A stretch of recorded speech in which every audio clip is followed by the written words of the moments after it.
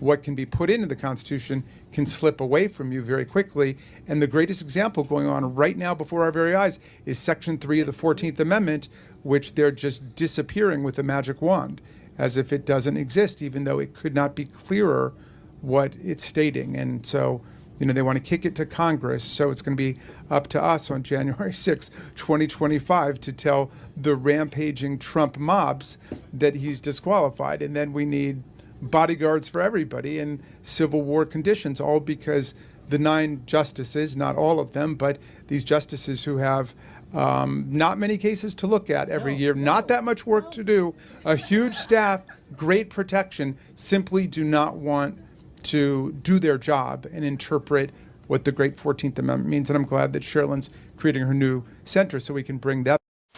Ruh-roh. Seems like we've got an insurrectionist over here. Here is Jamie Raskin, and he's telling everybody it doesn't matter if Donald Trump overcomes a fortified election. It doesn't matter if he's got 90 million supporters. It doesn't matter if he's got 90 million actual voters that exist in the world that are alive, not cats, you weirdo lefties. We're just going to steal it from him on January 6th. Well, I was told that was an insurrection. This is Charlie Kirk over here. Jamie Raskin is saying that Congress will stop Trump from taking office, even if he's chosen by the voters. So he's talking to the insurrectionist statement that is in the Constitution. Even though Donald Trump was never charged with insurrecting. Yeah. You guys never convicted him. You never even impeached him on it. But somehow you're going to find him as an insurrectionist. This comes down to the Supreme Court. The Supreme Court kind of handed this to these lefties over here, where the Supreme Court said, well, we're not going to get involved in whether or not Donald Trump was an insurrectionist and an insurrectionist can run for office. You guys need to hold somebody accountable. You need to convict somebody of being an insurrectionist. Congress, go write a law. And then we'll uphold that. And so this piece of crap over here was like, oh, okay, so that's what we'll do. That's the plan. Should you get out there, should you overcome all of this nonsense from these totally not election riggers, then he's saying, well, on January 6th, we just won't certify it.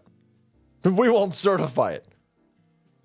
I was told that not certifying by this same piece of crap, by this same scumbag right here, not certifying an election is an insurrection. He said this. By the way, he tried to not certify Trump's win in 2016. He stood up and he said, I want to contest these electoral votes. And then in 2020, he said, that's illegal now. Now that's illegal, even though he's on record doing it. We got video of him doing it. And now he's back to, well, now I'm going to do it again. Now I'm going to do it again. So it was fine to contest electoral votes in 2016. It was terrorism in 2020. It's now fine again in 2025. Wow. Fascinating. Oh, no, that's not fascinating. This dude's a commie pig fucker. Yep. This is extremely dangerous. Every Democrat needs to be on record about this immediately. Yes, it is now time to press every single one of these individuals. Get them on record. I don't know if that matters, by the way, because he's on record. Again, I guess technically in 2017 trying to contest Donald Trump, then in 2020 saying it was illegal. Now he's back, on video saying he's going to do it again. So I don't know getting these people, but it's worth a shot. Get them on record now. Are you going if Donald Trump is able to overcome a rigged election, are you going to certify it on January 6, 2025? Get all of them on record.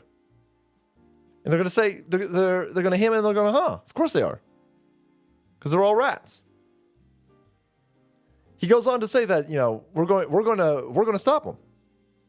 He says this. By the way, he says this. He says, we're going to stop Donald Trump even if it violates the will of the voters. A couple hundred of these assholes in Congress, we're going to overturn the will of tens and tens and tens and tens and tens of millions of people in America, and we're going to create a civil war environment. He said this. It also sounds like an incitement to violence. We should lock this dude up now. Lock him up now. Presumptive.